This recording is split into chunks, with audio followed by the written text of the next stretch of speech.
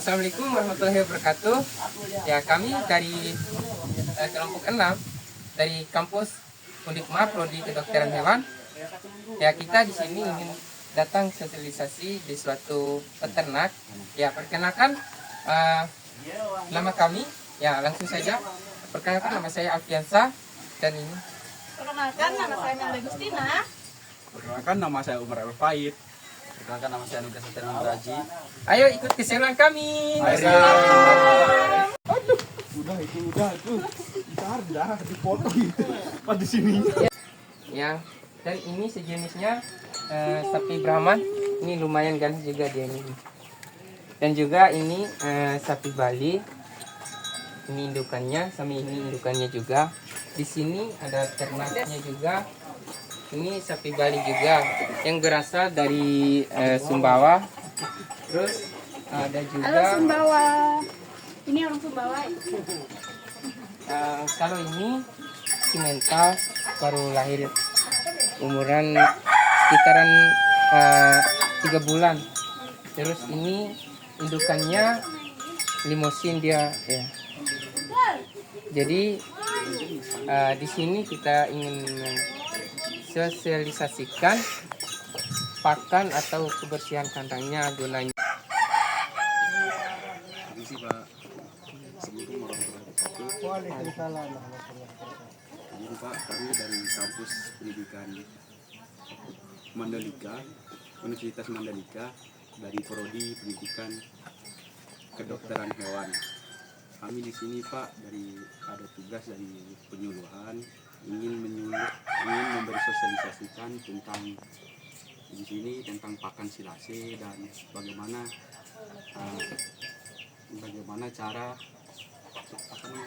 bagaimana cara mengolah spesies yang untuk tidak mencemar lingkungan. Nah, langsung saja Pak, di sini saya ingin mensosialisasikan tentang pakan silase. Nah, ini Pak, kan di sini juga saya lihat dari faktor pertanian, limbah pertanian itu banyak terdapat jerami kering Bapak. Di sini di jerami kering ini memang apabila kita kasih makan jerami kering ini kepada sapi Bapak, kandungan nutrisinya memang kurang Pak. Kandungan nutrisi proteinnya memang 5% Bapak, dan zat kasarnya banyak 30% Bapak. Sehingga apabila Bapak mengasih pakan ini dengan jerami secara langsung, maka 100% pencernaan yang dicerna oleh sapi tersebut yang diserap oleh lambung usus hewan tersebut hanya sebesar 20% Pak. Yang lain itu keluar melalui feses menjadi feses Pak.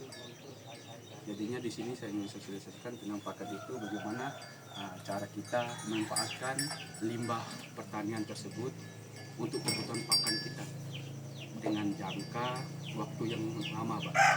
Jadi contohnya Bapak ada kegiatan, misalnya ada kegiatan di luar, tentunya Bapak tidak bisa mengarit, tidak bisa ada waktu ngarit, atau Bapak capek kerja terus Bapak tidak ada waktu ngarit, ada Bapak istirahat tersebut, itu ya gunanya pakan silase Pak, pakan penyimpanan untuk menyimpan pakan tersebut untuk tidak rusak Pak. Hanya untuk pakan jerami kering itu cara pembuatannya Bapak, di situ alat dan bahan yang digunakan untuk pembuatan silase itu Bapak, yang pertama itu tentu saja kita membuat jerami Pak, kita membutuhkan jerami. Yang kedua itu namanya Pak atau antibiotik Pak, untuk bakterinya. Yang ketiga itu silase, dan yang keempat air. Dan alatnya Pak, bisa Bapak pakai parang, atau kalau ada mesin pecacah bisa dipakai mesin pecacah, dan air, tempat untuk wadah untuk mencampur silasenya tersebut sama tetes tebu Bapak. Dan cara pembuatannya Pak, Bapak bisa langsung cacah jeraminya, dan Bapak juga bisa langsung secara gitu, nggak usah dicacah. Dan cara pencampuran silase sama molasenya Bapak, N4 sama molasenya Bapak, dengan campuran 1 liter air itu 10 ml silase atau N4 dan 10 ml juga tetes tebu Bapak. Dicampur sampai homogen atau sampai rata Bapak. Terus itu dicampur dengan disiram sedikit demi sedikit di atas jerami tersebut Pak. Di atas jerami tersebut disiram sehingga campur Bapak. Terus itu disimpan, ditutup dengan rapat. Bisa juga dipakai drum, bisa juga pakai plastik. Ada juga plastik khususnya untuk silase Bapak. Ada juga ditutup dipakai terpal biar biar oksigennya tidak masuk Bapak. Jadinya dari kegunaan itu disimpan selama lebih cepat itu 2 minggu atau 3 minggu Bapak. Terus itu bisa dilakukan pemberian pakan kepada sapi. Dan kandungan setelah dilakukan fermentasi itu Bapak, kandungan dari jerami yang awalnya nutrisinya dari 5% tersebut Bapak akan tambah menjadi 7%, dan saat kasarnya yang dari pertamanya dari 30% Bapak jadi 50%. Berarti akan banyak nutrisi yang dimiliki dalam fermentasi tersebut Bapak. Cara pembuatannya. Terus apabila contohnya Bapak mengasih makan tersebut, ada juga sapi yang dalam itu tidak mau makan Bapak. Dalam silase itu tidak mau makan dikarenakan dia tidak terbiasa. Karena sapi itu apabila kita kasih makan itu terus, maka dia akan terbiasa itu terus, nanti makanan lainnya itu tidak akan makan karena dia tidak terbiasa. Jadinya sedikit demi sedikit kita kasih makan terbiasa. Dan cara pemberiannya Bapak, untuk kan sapi ini untuk pakannya itu dikasih 2 kali sehari Bapak makannya.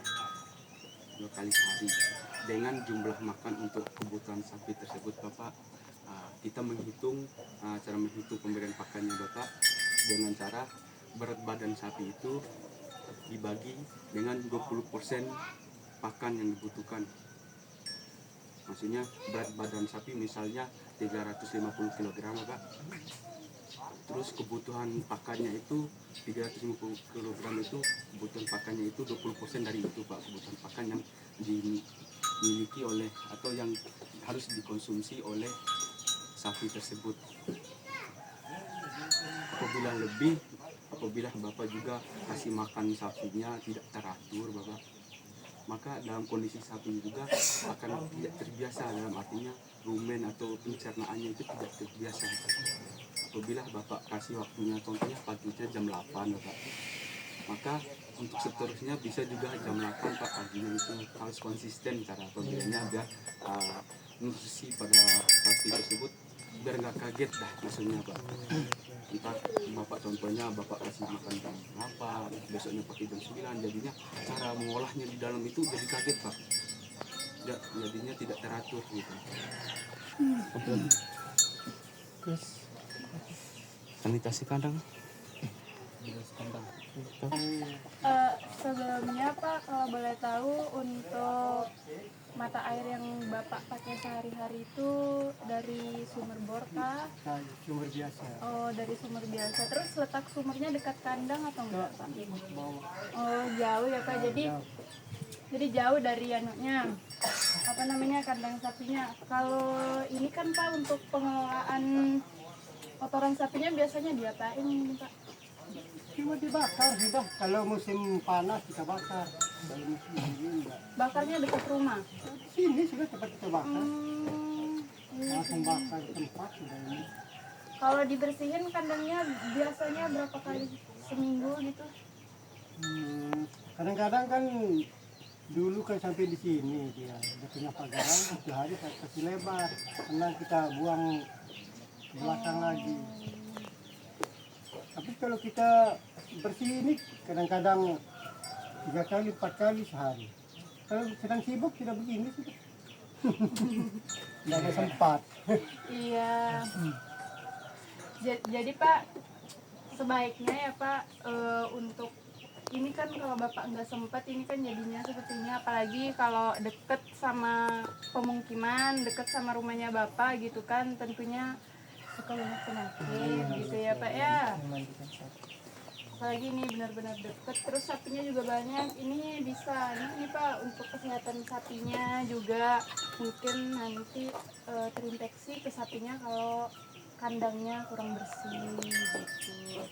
Jadi diusahain ya Pak untuk selalu dibersihin, mungkin menggunakan air sabun, kemudian dikasih disinfektan.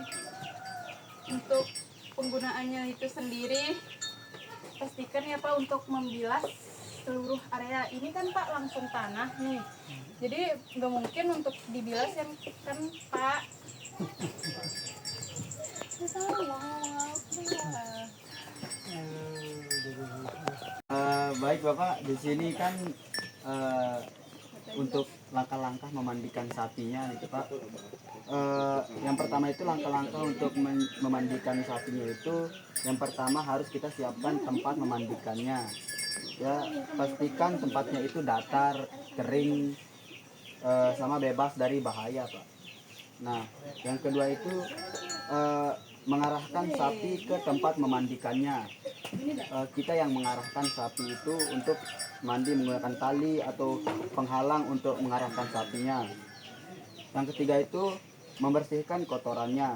Nah, membersihkan kotoran dari tubuh sapi dengan sikat atau bisa juga dengan tangan Pak. Setelah itu membasahi tubuh sapi, bisa juga menyemprotkan dengan air secara merata ke seluruh tubuh sapi.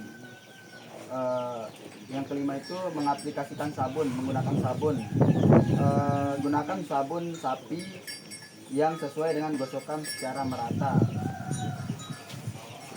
Setelah itu membilas sabunnya dengan air yang bersih dan cukup. Baru langkah terakhir itu mengeringkan, menggunakan handuk untuk mengeringkan tubuh sapi. Untuk perawatan pasca memandikannya itu memberikan minum. Pastikan sapi kita itu memiliki akses air minum yang cukup. Menyediakan tempat istirahat. Pastikan sapi memiliki tempat istirahat yang nyaman Pak. Selanjutnya itu memantau kesehatan. Kita harus selalu pantau kesehatan sapi setiap harinya secara teratur Pak. Nah, untuk tips memandikannya itu, untuk pertimbangan memandikan sapi itu, yang pertama itu jangan memandikan sapi terlalu sering karena dapat menyebabkan kulit kering. Dan yang kedua itu gunakan sabun sapi yang sesuai dengan jenis kulit sapinya. Nah, yang ketiga itu hindari memandikan sapi saat cuaca ekstrim, contohnya saat badai atau yang ekstrim. Nah, yang terakhir itu pastikan sapi memiliki ventilasi yang baik untuk mencegah stres. Harus ada ventilasi yang baik di kandang agar sapi itu tidak mudah stres. Baik, terima kasih. Baik Bapak, saya ingin mensosialisasikan tentang feses sapi, kegunaannya. Berikut cara penggunaan feses sapi menjadi pupuk kompas. Persiapan, kumpulkan feses sapi segar, terus siapkan tempat pengempasan bakteri, pengompos, drum atau lubang kompas. Siapkan bahan tambahan, dedaunan kering, jerami atau sekam. Terus proses pengoplosan, campur feses sapi dengan bahan-bahan tambahan. Perbandingan 2 atau 1 atau 3 Trochoderma atau bakteri lokal. Sampul aja. Aduk campuran secara merata, simpan campuran di tempat pengoplosan.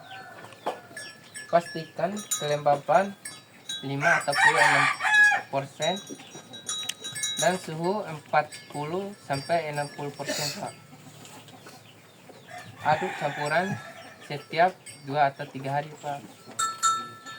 Tahap pengoplosan. Tahap awal mulai dari 0 sampai 7 hari. Proses penguraian infektif. Tahap akhir 14 sampai 30 hari Pak proses pengurahan akhir. Nah jadi kriteria kompas matang, warna coklat kehitaman, bau tanah, terus tekstur gembur, suhu normal 25 sampai 30% Pak, sampai 30 Celcius.